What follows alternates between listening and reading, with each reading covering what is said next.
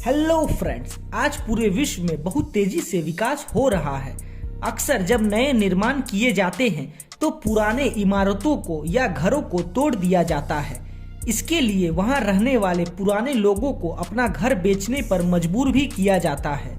ज्यादातर लोग अपनी संपत्ति बड़े बिल्डर को बेच देते हैं और चुपचाप वहां से चले जाते हैं, और जो लोग बिल्डर के पास नहीं जाते उन पर बिल्डर द्वारा घर बेचने के लिए प्रेशर बनाया जाता है। पर कहते हैं न कि यह दुनिया में बहुत से ऐसे लोग हैं जो किसी भी कीमत पर अपनी प्रॉपर्टी नहीं बेचना चाहते, चाहे उन पर कितना भी प्रेशर क्यों ना दे दिया जाए।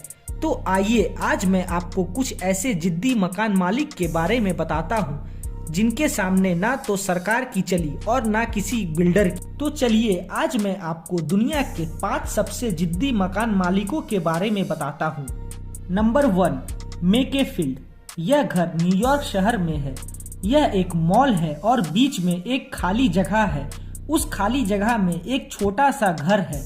जब यह मॉल बन रहा था तब बिल्डर द्वारा घर के मालिक को करोड़ों रुपया का ऑफर भी दिया गया था, लेकिन मकान मालिक बेचने से साफ इनकार कर दिया। बिल्डर ने काफी कोशिश की, लेकिन यह घर का मालिक काफी जिद्दी था और किसी भी हालत में अपना घर नहीं बेचना चाहता था। इस बिल्डर ने उस घर को छोड़कर बाकी चारों तरफ अपना मॉल बना लिया। बाद में घर का मालिक के साथ ठेकेदार का दोस्ती भी हो गया, और जब घर का मालिक मर गया तो उसके घर को ठेकेदार को दे दिया गया, क्योंकि उस घर के मालिक की आखिरी इच्छा यही थी। इसे कहते हैं अंत भला तो सब भला। नंबर 2, लुओ बैगेन। चीन में एक सड़क 2 भागों में बांटा गया है, क्योंकि जिस स्थान पर सड़क बनना था उस स्थान पर एक घर पहले से बना हुआ। यह घर 5 मंजिला था और घर के मालिक इस घर को छोड़ने के लिए बिल्कुल भी तैयार नहीं था। तब चीन के सरकार ने घर के मालिक को बहुत समझाया, लेकिन वह मालिक नहीं माना।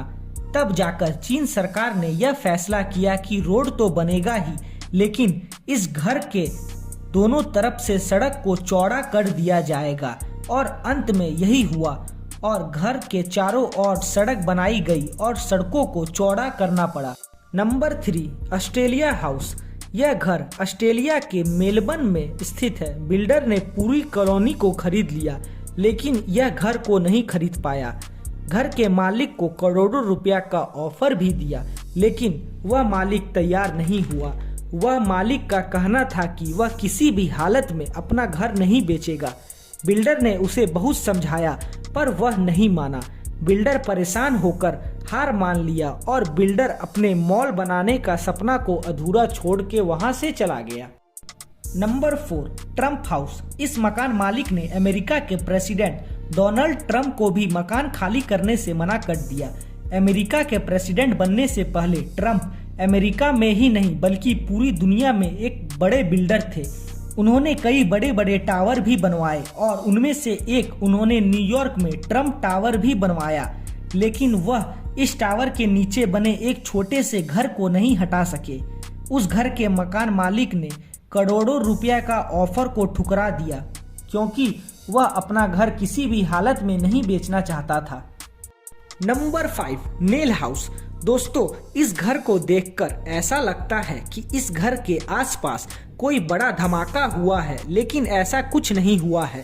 यह घर एक जिद्दी आदमी का है जो अपने घर को नहीं बेचना चाहता, क्योंकि उन्हें जाने के लिए कम पैसा मिल रहा था, और इस वजह से वह आदमी 2 साल तक स्थानीय सरकार के साथ मुकदमा भी लड़ा।